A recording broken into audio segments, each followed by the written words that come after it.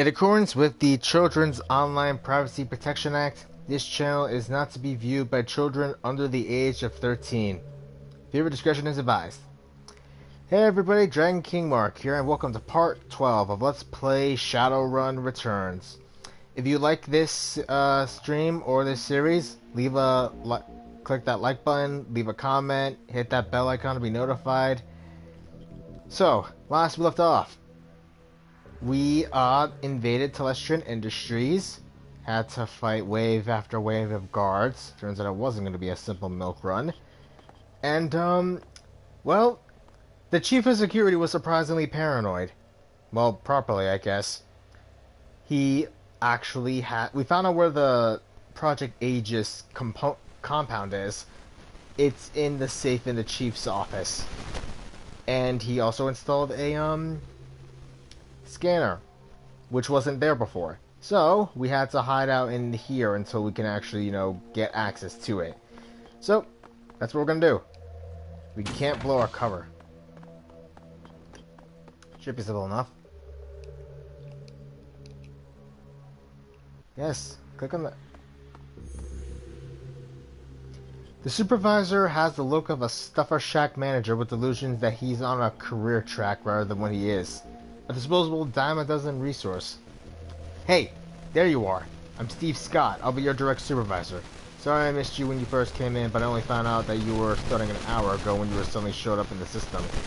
You're a glitch or something. Normally, we'd watch an orientation tray and walk through our mission statement, but, well, it's going to be hard for you on your first day. But you're going to need to clean up some blood. You'll be alive. I can handle it, just tell me what to do. You'll have your hands full. There was some sort of break-in last night. Some people were, just get things cleaned up on the spot. And listen, people are going to be on edge today, so try to stay invisible and don't get into any trouble. Otherwise, they're going to call me, and I'm going to have to reprimand you and put a note in your file. Trade up this floor and stay out of trouble. Got it. I hope they got whoever did this. Only a fool would attack a Celestian corporate office and they think they can get away with this. Start heading from room to room and clean what needs cleaning. Good luck and welcome to Celestian. Why is it that most people have mohawks? Celestian guard. What can I do for you? I need to get upstairs. My supervisor says you can clean upstairs. Top floors may only be accessed with express authorization from Eric Silverstar, our VP of Security. You can head to the lower floors if you want, if the supervisor wants. I'm gonna get back to it. Man, we really messed this place up. The two men are staring into the vent, shaking their heads. Look, Raoul, I know I know and you know that there's nothing in that vent, but when I told that to Silverstar, he accused me of not wanting to crawl in there. Said was letting the company down by not displaying the corporate value of duty. Yeah, the suits sure love their mission statements and all that today. But today isn't the day for the Telestrian Corp's duty above all crap. Several of us did the ultimate duty last night. I guess we should be happy Mr. Telestrian isn't in today. Just get in there and take another look. I have to go upstairs and report.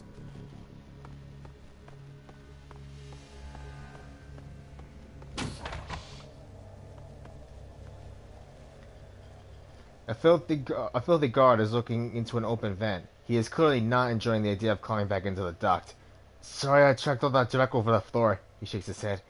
Man, I can't believe what happened to the night watch. Me either. You think you're done with the vents for the day? They want me to get this room back in order. If anyone asks, you saw me in there, okay? Good. Now to place this in here. Matrix emergency power junction. The access panel comes off with a quiet pop and you place the chip inside. We're getting a lot of karma right now.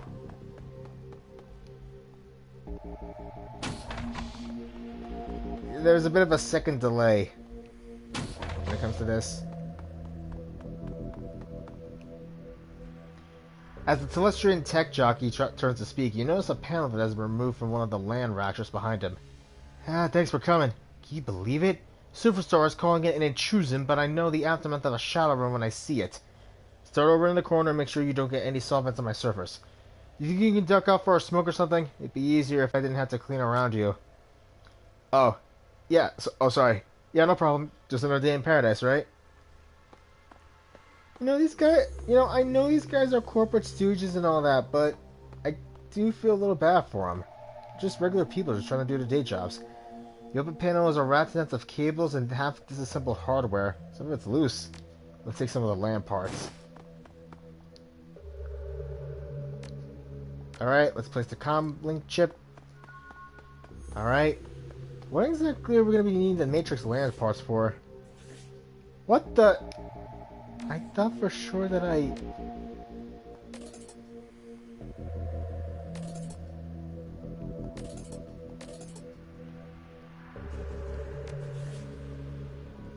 Oh wait, we still have 6. Let's at the very least pump our body up. I keep forgetting every time we load up an autosave, it doesn't work.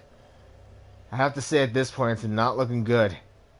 I don't know what happened. I don't know how it happened. Nonetheless, our records show this terminal was left unsecured in direct contravention of Telestrian corporate policy. You failed in your duty.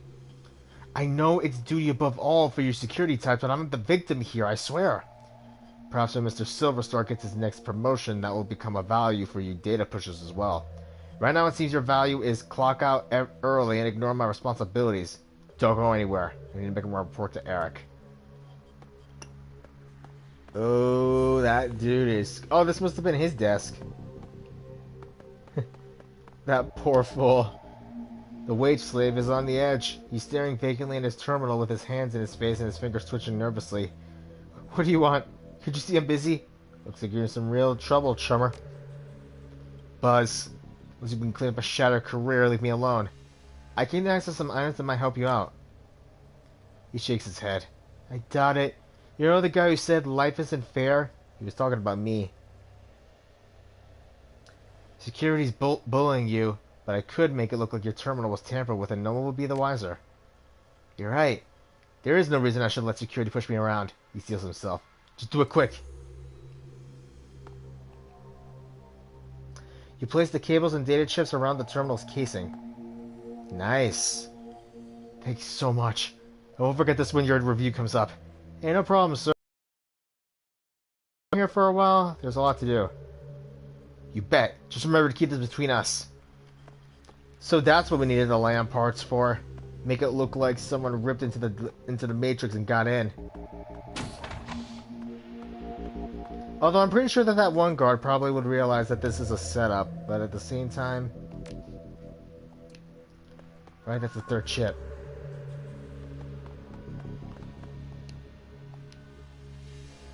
I guess we can do nothing here.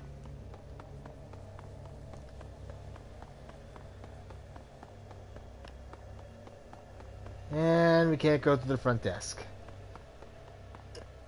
Now, we need to go in, get that guard out of the way, see if we can be able to get access to that safe. Should be easy. I need to go upstairs. My supervisor says there's more cleaning to do. Hey, I found all these chips in some of the Matrix switch boxes. Is this important? The guard thinks for a moment and activates his comm link. He turns his back on you and has a brief conversation. Then he turns back. Mr. Silverstar wants to see you in his office immediately. Whiz.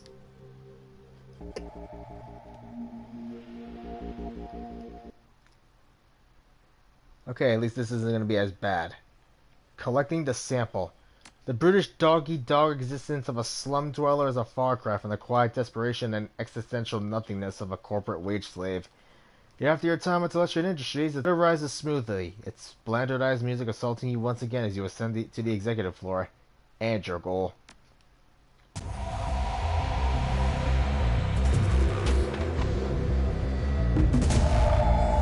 Hey, this is restricted area. You can't go in there. Right, sorry. And back to the badass music again.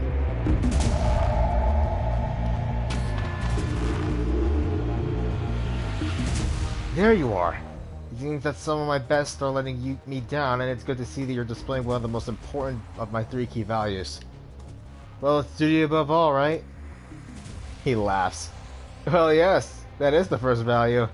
And I'm glad more than those outside of security follow it, and from a janitor no less. No, I'm speaking of my third and final value of vigilance, which seems to be sorely lacking around here. Thank you, sir. Well, rewards and punishments must be given out when required. Now please start filling out the report on the datapad, and I'm afraid I must ask you not to sit in my chair given your attire. I need to go downstairs and investigate your findings. I'll be right back. Okay, we need to get this done fast. Your comm light begins to ring. You pick it up. So these paintings must be what all those expensive deliveries were. We don't have much time. I'm tracking Silverstone, and he's already stepping off the elevator. I don't think your disguise will hold up much longer. I'll update you on his movements. Hurry, mon ami. Inspect. Independence. Let's see. There's a photorealistic painting of 5 massive harvesters in Celestian colors with a staggered formation cutting a swath across a rippling field of wheat. The plaque reads Unity.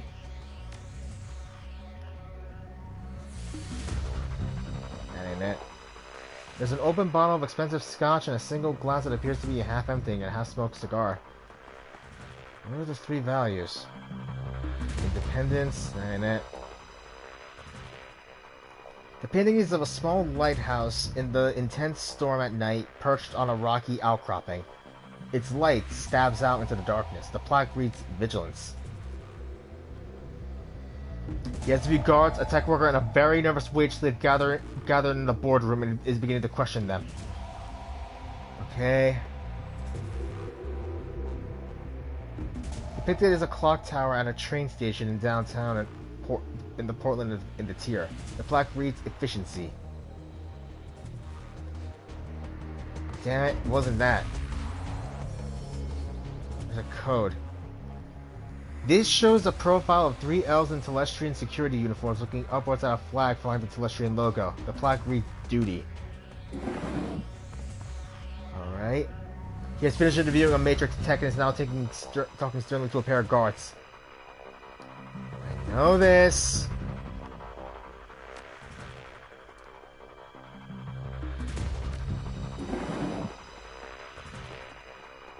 Damn it. Duty.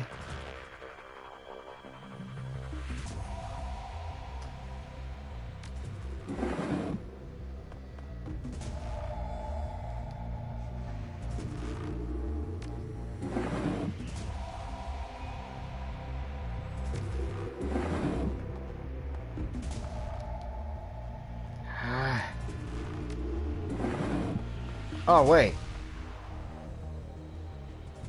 Silverstone 2 guards are heading for the elevator. You're almost out of time.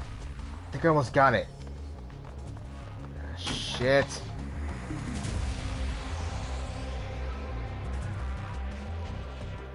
Stop right there, my friend. I don't know what your story is, but I assure you, I will find out.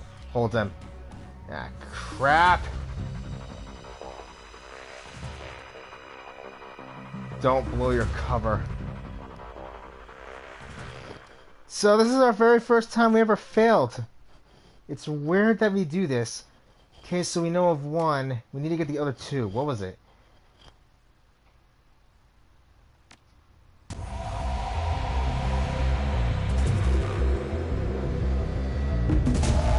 This is gonna suck.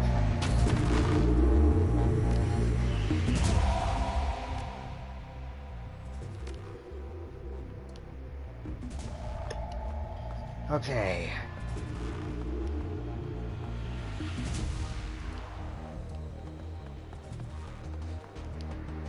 This one.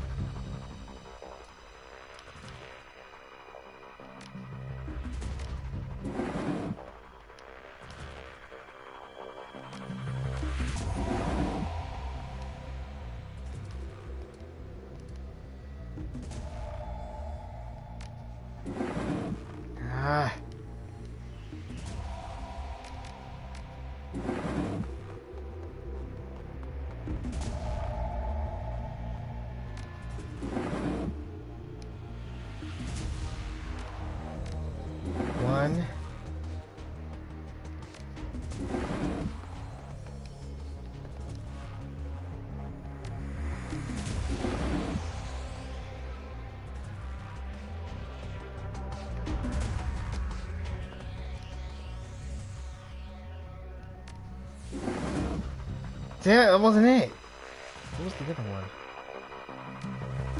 This is a lot easier to do on PC.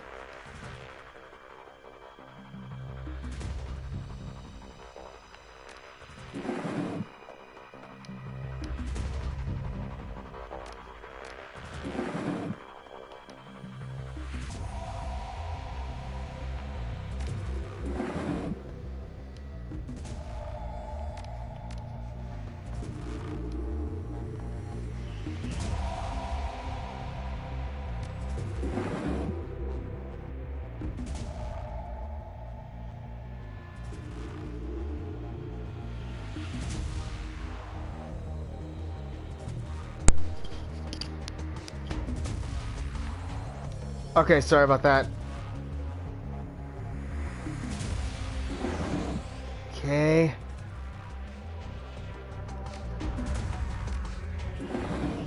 Okay, I think I got it this time. Duty, efficiency, vigilance?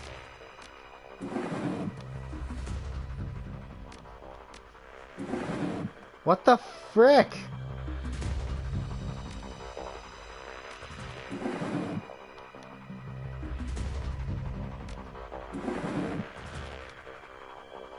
I had it this time.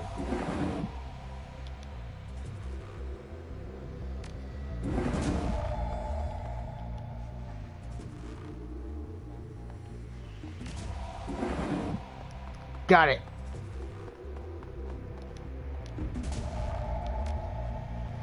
This is a safe that has a large DNA scanner on the front, most likely key to Mr. Silverstar. Oh, crap.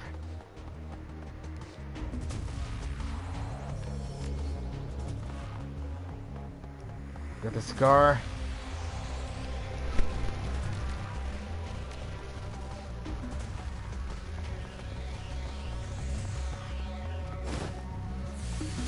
Oh, now I freaking... Put the moisten of the cigar on the DNA scanner. With a click and a faint hiss, the escaping air safe of the safe opens. Good work, one of me.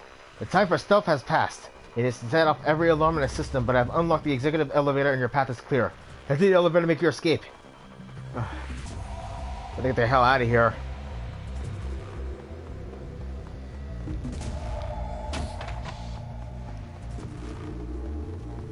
Excuse me.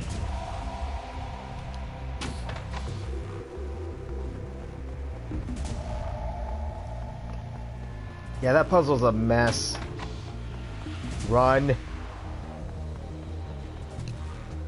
Sorry about the controller crapping out. I don't know what the hell happened just there. Look at the sample. Oh, shit. Detective McCluskey stands smirking, surrounded by armed and twitchy Lone Star officers. Good morning, moron! What do you want, McCluskey? The smirking stops. What I want is to take you to an alley and come out alone. But there's someone who wants to meet you, so we're going for a little ride. Mr. Telestrian wants to meet you in person. He wants to chat about last night's fun and games. You can come quietly, you can meet him in a body bag. He smiles wolfishly. Come on, Trick for Brains, make the wrong choice. I'm going, but one day, you and I are gonna go round for round, McCluskey. I'm counting on it, asshat. He must have played us. Apologize for the controller just crapping out when it did. I don't know, it just happens. The estate. From the floor of the Lone Star Cruiser, you watch the tops of the downtown quarters office buildings disappear, replaced by that gray overcast over the I-90 bridge. The nylon restraints binding your wrists and ankles, along with McCluskey's whistling into the radio, make for an unpleasant ride. A half hour later, the cruiser hits a whisper-smooth patch of road, and a magnificent mansion fills your view. Its design a blend of old-world finery and elvish grace. The car pulls to an abrupt halt, and you're dragged onto the driveway where McCluskey pulls a nasty-looking knife and cuts your bonds. You look up and see you're surrounded by a squad of green-clad ghosts. Special Forces troops from Terengire. Massaging the feeling back in your numb extremities, you prepare to meet the man himself, James Telestrian III. So, McCluskey smirks. Want some advice, moron? Of course you don't. You're a Shadowrunner, you live by your own rules, don't ya? I'd suggest you keep your smart-ass remarks to yourself this time, human. Mr. Telestrian isn't some street meat you can impress or intimidate. He's the brains behind the throne in Terengire, and one of the richest men in Seattle. Richer than hell elves take a dump the same way I do, McCluskey. His eyes widen, then his smirk gets even broader. That's the right attitude, chummer. You're just the same as Mr. Telestrian, yes you are. The only difference is you got no money and you got no power. So tell me again, Jerk for Brains, what is it you got? Free will? You're dumber than I thought. Enjoy your chat. I'll dispose of your body later. Mr. Quoth? The fussy elf with the air of an Victorian butler studies you before he speaks. He doesn't like what he sees. Mr. Telestrian is expecting you. You will find him in his office. This is an extraordinary... Thank you, Jeeves. He is not amused. Delighted to be of service. You may wait here for a few moments to gather yourself before you enter Mr. Telestrian's office. Some people find that they need time to prepare themselves before meeting an elf of his stature. However, the upstairs is off limits to you, and the library is occupied at the moment. Do not tarry, though. Mr. Telestrian is not one to be kept waiting long.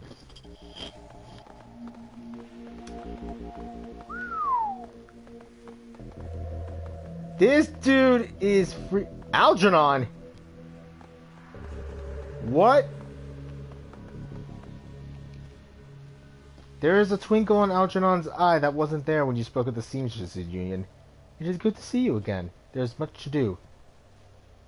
You run in some pretty different circles, don't you? What the hell are you doing here? I am doing what I do, Valant, providing those in need with the tools they require. Seek me out after you have spoken to James Telestrian. Perhaps I can be of service again. I know this dude is basically freaking... I know this dude is... You're going to be seeing Algernon here a bit more, but I wasn't expecting this. And here he is, James Telestrian III. As you approach, James Telestrian III looks up from the computer screen built into the surface of his desk and assesses you. Calculating a cold, this practiced smile comes to his face. He vibes the kind of rich you don't get from Trivid. It's not the clothing... It's not the clothing, or the trappings, or the bow before your betters man shit. It's something else. The feeling that you're being categorized as a resource or a liability or a pawn. I've been reviewing the results of your visit to my Seattle office last night. I must admit, they are impressive. You have generated a considerable amount of damage to my office complex, killed or wounded many of my security personnel, and cost my Vice President of Security his job. In 24 hours, you have accumulated quite a bill with me, sir. How do you intend to settle your debt? Once my current assignment is complete, I'd be happy to discuss working off my debt to you, Mr. Telestrian. That discussion may happen one day, assuming the outcome of this conversation does not result in your immediate termination. When one is in my debt, they remain in my debt until such a time that I decide that debt is repaid. There will be no negotiation on that point. However, you have one piece of information which you might use as a bargaining chip in the little time you have left to live while you took what you took. I'm interested to know why you and your team of criminals fought through your way through my security teams up to my private office to access the Matrix and uncover the location of a simple research project. It goes like this. Your half-brother Sam Watts hired me to find his own killer. He had a dead man switch. When I find the killer, I get paid. Oh, so Sam's his half-brother! Wait. You impress me, sir. My father's bastards are intentionally not well known, even to themselves. Nevertheless, I fail to see the connection between this Sam Watts' death and the raid on one of my office buildings. There's no connection between the research project and the dead man that I'm aware of. So his father had a bastard kid, and it was Sam. With Melinda. Oh, that explains a lot. Sam was killed by your half-sister, Jessica. Jessica's protected by giant bugs. Aegis kills giant bugs. Kill the bugs, kill Jessica, get paid. I find your bluntness somehow refreshing. It's just a button on the desk. Mr. Quaff, please ask my daughter to join us. The young, pretty elf has dark circles under her eyes and a haunted expression on her face. She recognizes you instantly. Oh my god! It's you! Hello, viewer. You're the man who helped me escape from the Universal Brotherhood. How'd you get here?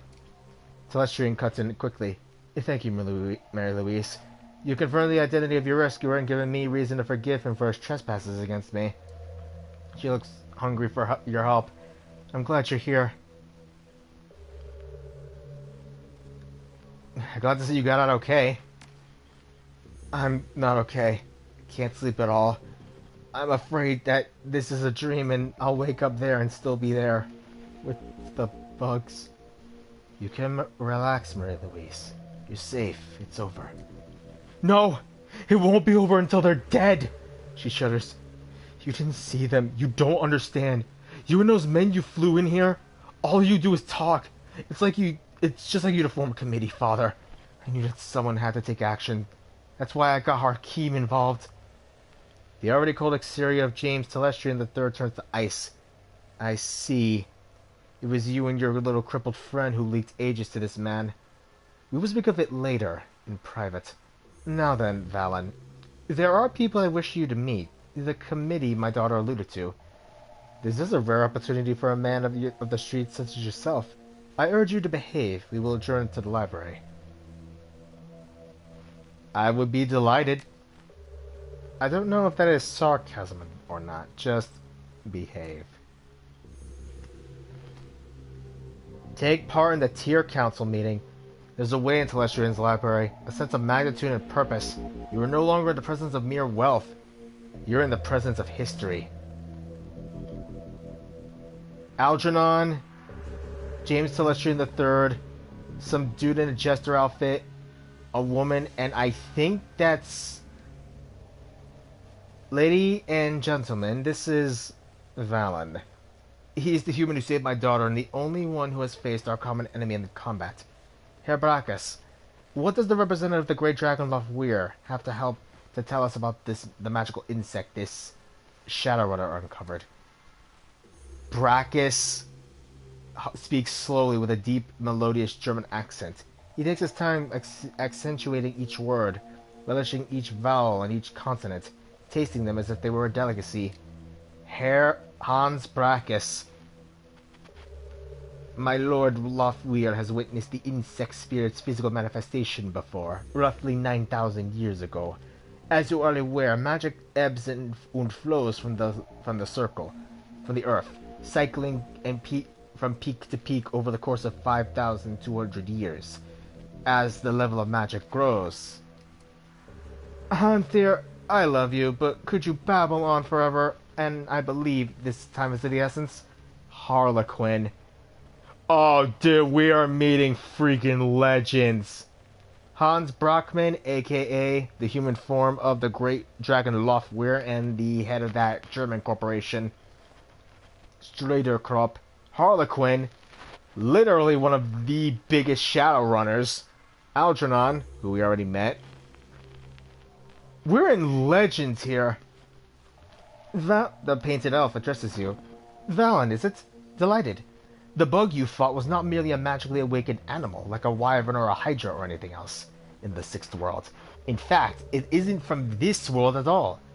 It's the physical embodiment of an insect spirit from another plane of existence. Before you go on, I gotta ask. Who the hell are you and why are you just like that? Excellent question, what I've asked myself many times. Now, an insect spirit can't simply thumb a ride through astral space and show up on Earth late for dinner. Dinner in this case is being us. Two elements are required to bring one across the void, a shaman and a host. First, The spirit calls upon a shaman, often in dreams. The spirit seduces the shaman with promises of great power. The shaman then accepts the spirit as his totem. Next, the insect spirit requires a suitable host. The best candidates are the disaffected and the disenfranchised. In short, the weak-willed. Their minds are the most susceptible to suggestion, which is helpful in making the transformation.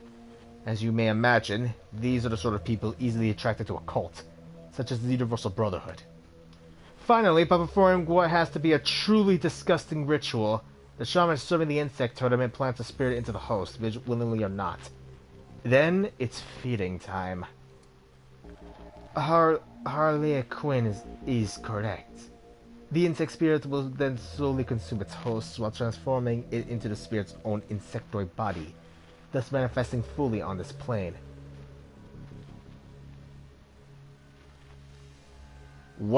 What's this have to do with a great dragon and an elf who likes cosmetics? Funny kid, but it's no laughing matter. This is bigger than hunting down an insect shaman or putting a few 9mm rounds into a bug. The initial bugs prepare a nest for the summoning of a queen. Once a nest has its queen, she literally explodes with newly manifested insect spirits. They swarm around the nest, feasting on all flesh they can find and implanting more insect spirits into the fresh corpses. Again and again and again. In false silence, they all consider the scenario. Faces grim. Telestrian breaks the silence. This is not an infestation, Valen. It's an invasion. My lord, the Lofleer knew this day would come, but he did not know precisely when nor where. Your rescue of Mr. Telestrian's daughter has exposed the existence of an insect spirit for the first time in this cycle of the world. Then why don't you just fire a cruise missile at the Brotherhood and call it a day? You half engaged the enemy, you know why. The insect spirit is only a resident of the transformed host's body. Conventional weapons can only hurt the body and expose the spirit, but the spirit itself exists in two planes. It cannot be destroyed by mundane means, hence Project Aegis. Here Telestrian's biological and agricultural divisions worked with my lord Lofweir's thaumaturgical engineers and designed Project Aegis to destroy the insect spirit once it's released from its host. The formula, a fluorescing astral bacteria strain, exists in the physical and astral planes at once, and can thus affect the insect spirit. Now that was a mouthful. Did you memorize it, or are you reading it off of index cards? My director of R&D, Diane Ravenwood, would explain how Project Agents will be used in the field. Dr. Ravenwood? Our weapons specialists have rapidly prototyped a delivery device for the fluorescent astral bacterial strain. They've created some prototype launchers which fire Aegis-filled shells. When fired, the shells will discharge a high-velocity stream of bacteria. In order to destroy one of the bugs, it must first be damaged using conventional weapons or magic until spirit is released from the host body. Then the insect spirit must be shot with the Project Aegis prototype launcher to destroy it. So in order to stop an invasion of insects from another dimension, a dragon and an elf co-created a magical insecticide. Crudely put, but accurate. We must stop the Universal Brotherhood from summoning a queen, and we must do it immediately. You are the only one who has been inside their facility, and the only one who has personally fought these creatures before. That, along with your highly effective assault upon my property, indicates that you are the ideal person to lead the attack. What makes you think this Project Agents will actually work? He grins and his red lipstick catches the light. Because it has to. Come on, kid. When fate taps you on the shoulder, you gotta pay attention. Unfortunately, she has a nasty habit of tapping you on the wrong opposite shoulder, so that when you turn around, she's on your other side, kicking like a deranged schoolgirl. I hate that. Enough. Are you willing to undergo this mission, Valen?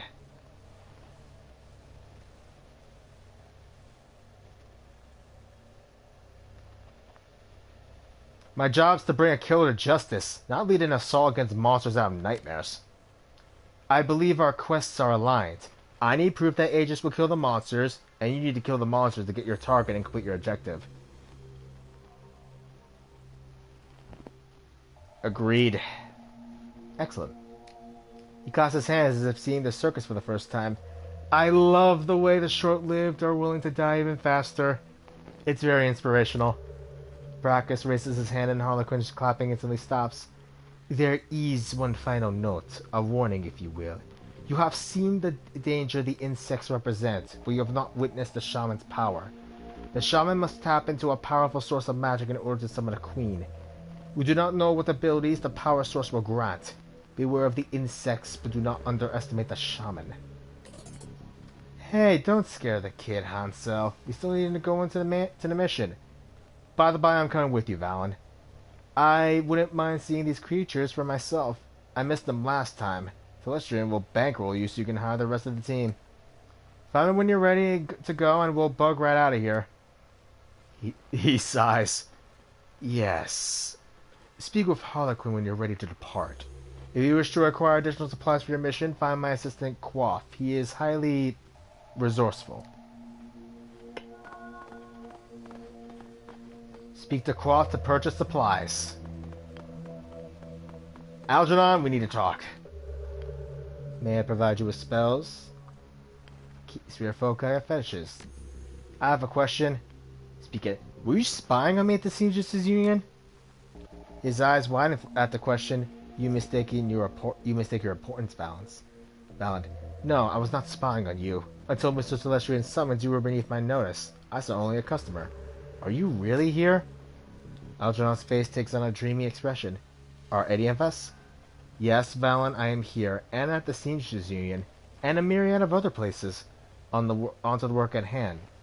Will you require my magic? Who are you? I am a peddler of magical spells, spirits, and foci. Nothing more. Truly? No. Do you require my magic? What are you selling? Looks like, yep, we're getting all the stuff. Hans Brackhaus. We did not allow many opportunities during our briefing for you to ask questions, Shadowrunner. You may speak them now. How did the insect spirits get here? When the membrane between planes thins, the insect spirits reach into the mind of a shaman and begin their manipulation, playing on weaknesses and offering unlimited power if the rituals needed to bring the spirits here are performed. But once a shaman takes on an insect spirit as a totem, they begin an inevitable decline in insanity, slowly losing their humanity. Eventually, the shaman completely succumbs, choosing the contentment and sense of clear purpose that being a part of a hive provides. Perform your role, serve your queen. That is all. If Lothweir has seen this before and knew another was coming, why didn't he move faster? Based upon previous cycles of magic, the first insects are not due to appear for another 700 years. My lord Lothweir believed he was well ahead of schedule. Something is different this time. It is concerning. Why do you think it's different? Perhaps it is due to the population of humans and metahumans on Earth being so much higher than in previous ages. As a result, the volume of magic created by sentient beings is correspondingly higher. Or perhaps it is the density of the population coupled with the advances of society and technology that has altered things. Magic has never returned to a world like this one before. The density of sentient creatures, coupled with the density of information, coupled with a new concept, technological persistence of memory, heightens a society's existential angst. Thus more people realize how truly horrible existence is simultaneously. That in itself may be a new form of magic. Lothweir is studying the question now. So what's it like to serve a great dragon? The German man's eyes narrow. Do not misconstrue my relationship with Lord Lothweir. I do not serve. That's because not many people know this. This is Lothweir's human form. Everyone assumes Hans Brackhaus is basically Lothweir's a servant or a representative. They don't realize he is Lothweir. Where did the insect spirits come from? As the level of magic in the Sixth World grows, the lack for a better word, the distance between the various planes of reality decreases. When the membrane between planes is thin enough, ritual magic may be used to draw beings from one to another. I should go. Yes, good luck. This is about to get bloody. Is there something I can clarify for you? Why was Mary Louise taken by the Universal Brotherhood? He pauses before answering. The host for the Queen is chosen very carefully as the interactions between the Queen and the lead shaman are critical. A family connection between the two roles is ideal. As you have discovered, my father's indiscretion with Melinda Watts. You know that. Jessica Watts, the shaman, and Mary Louise are related by blood. I would appreciate it if the information remained in the shadows. Tell me more about Project Aegis. Celestial Industries' corporation has been working on Project Aegis for 2 years without fully understanding its use. Loftwood did not trust me with the information. My engineers finally met the Dragon specifications 3 months ago, and he had just begun the production process when my cousin Lynn hired Shadowrunners to destroy the lab and the factory, leaving us only the sample you stole. So how do I use it? My people have weaponized the Project Aegis formula by creating shells which, when fired, propel a high-velocity cloud of the material which should be effective at killing exposed insect spirits. There are more effective ways to deliver Aegis, obviously, but time was of the essence, and I needed to improvise. That should go. Indeed. So, yeah. Harlequin. This dude is a legend in the Shadowrunning community. Mary Louise Celestian. I was listening. It sounds bad. Yep. Thank you for everything. You'll be fine. I believe you. Look, if you have a question. Why were you locked up at the UB? Father didn't approve of my boyfriend and tried to scare him off. Something went wrong and Hakeem ended up in a wheelchair. Father covered the whole thing up and lied to me about Hakeem. He told me horrible things. Her jaw clenches. And I believed him. My Aunt Lynn told me the truth about Hakeem and how my father lied. She preyed upon my anger. I was so disgusted with him. It was easy for her to get me to leave and join her new family at the Universal Brotherhood. What did Lynn Telestrian and Universal Brotherhood want with you? Aunt Lynn was very excited to have me there, almost manic. She talked about the inner circle and how I was going to be at its center. She said I would be their queen. The way she spoke, it was as if she had seen God or something. Her eyes closed and she hugs herself tightly. But it's not God she sees, it's bugs. Only bugs. Was it Hakeem who helped you in the Matrix? She smiles. In love. Yes. Even after my father ruined his life and convinced me to hate him, he's still been watching over me. My angel in cyberspace, Baron Samdi. After we escaped, I told Hakeem about the Brotherhood and about the bugs. It was his idea to steal Project Aegis so you could go back to the Universal Brotherhood and exterminate the bugs. But I don't know how he knew about it. Baron Samdi just knows things. So what did Hakeem tell you about us breaking into your father's office? Nothing. I haven't spoken to him since last night. Why? What happened? He hasn't contacted you? No, and I thought it would happen by now. Did something happen to him? Last I heard from him, he'd been made. They were coming for him. A look of horror crosses her face. They? You mean my father's people? That's right. I'm sure he's okay. They probably just took away his deck. Father wouldn't... No, he's okay. I should go. I think I may have just royally screwed up there. Mr. Quoth. In addition to the Aegis-loaded launchers we will provide, I am authorized to offer you with anything from weapons, supplies to clothing. Show me the gear.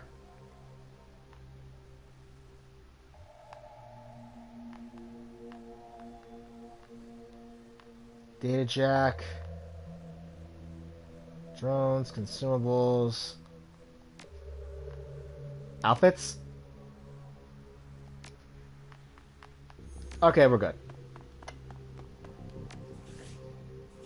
We got 10 now.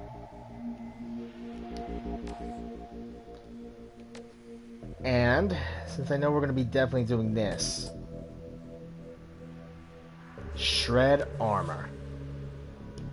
This might not seem much to you, but trust me, it will be useful.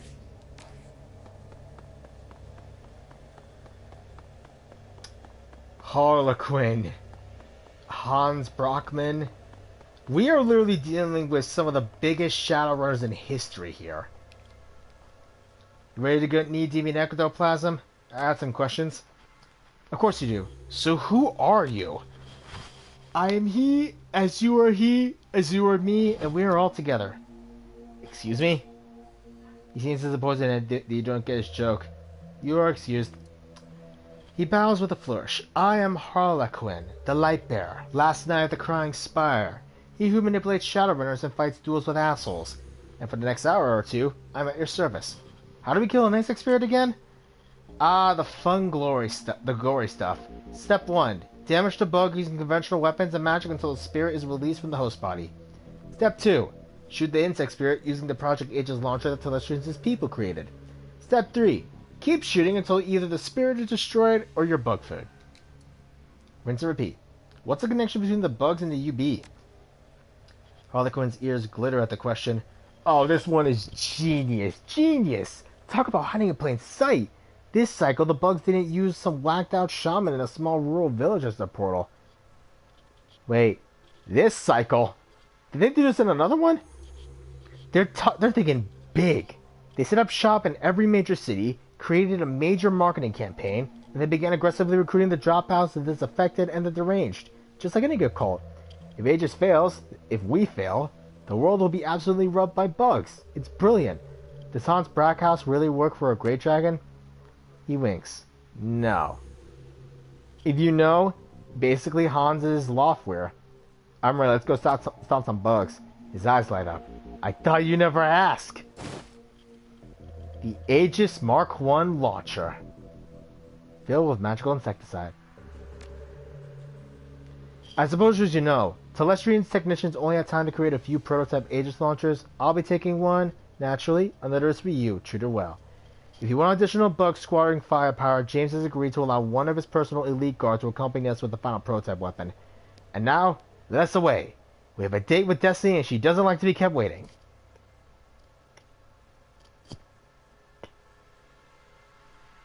Ooh. So,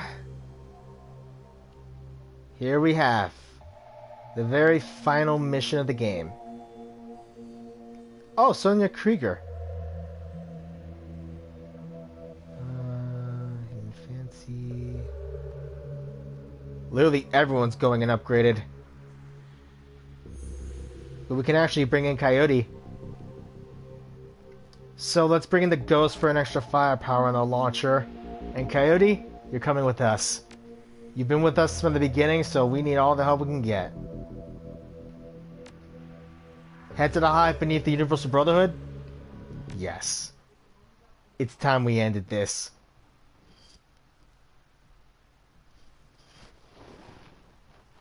The hunt begins. You return to the Universal Brotherhood as anything but subtle. The team hits the same backdoor Coyote found, and you storm through, quickly making your way into the restricted area in the room where you last met Jessica, and first encountered the bug. You stand together, listening to the sounds of chittering coming from somewhere distant. Harlequin stares into the darkness, humming tunelessly while fingering the sword on his hip. Then he turns, lifts his Aegis launcher to his lips, and gives it a kiss. You give the signal, and the hunt begins.